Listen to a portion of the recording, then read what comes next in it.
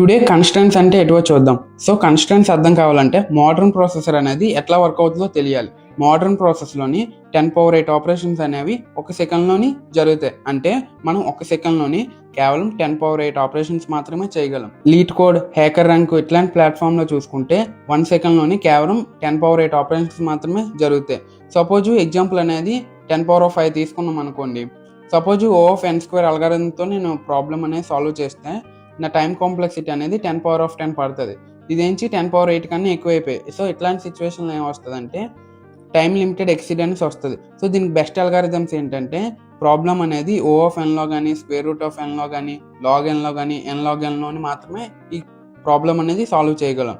So O(n) చూసుకుంటే linear search వాడతాం, √(n) చూసుకుంటే C(arithmetic) అనేసి, log(n)లో చూసుకుంటే బైనరీ సెర్చ్ అనేసి, n-log(n) చూసుకుంటే మెర్జ్ సార్ట్, క్విక్ సార్ట్ అనేసి, n² bubble sort, n³ matrix multiplication.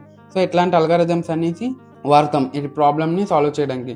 So ఇంకా కన్స్ట్రెంట్స్ గురించి నెక్స్ట్ వీడియోలో ఇన్ డీటెయిల్గా తెలుసుకుందాం. అంతవరకు వీడియోని లైక్ చేయండి. ఈ వీడియో కనుక అర్థమైతే మీ ఫ్రెండ్స్తో కూడా షేర్ చేయండి.